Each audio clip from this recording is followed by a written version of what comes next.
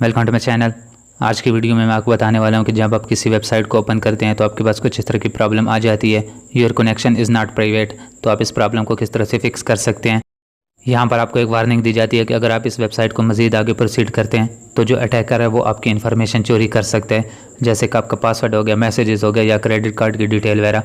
तो मज़ीद आप इसको रीड करना चाहें तो आप इसको मज़ीद रीड कर सकते हैं। तो इस प्रॉब्लम को फिक्स करना बहुत ही सिंपल है। नीचे आपको दो ऑप्शन मिल जाते हैं, back to safety and advance. तो आपने यहाँ से एडवांस पर क्लिक कर लेना है।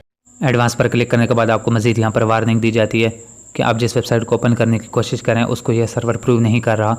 तो नेक्स्ट आपने क्या करना है कि नीचे आपको प्रोसीड टू का ऑप्शन मिल जाएगा और आगे वो वेबसाइट लिखी होगी जिसको आप ओपन करने की कोशिश कर रहे होंगे। तो आपने क्या करना है कि आपने यहाँ से प्रोसीड टू पर क्लिक कर लेना है। तो यहाँ से मैं प्रोसीड टू पर क्लिक करता हूँ।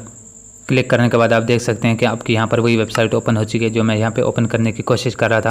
तो आप इस तरह से अपनी इस प्रॉब्लम को फिक्स कर सकते हैं। उम्मीद है कि आपको वीडियो पसंद आई होगी। अगर पसंद आए तो लाइक कर दें, चैनल को सब्सक्राइब कर दें।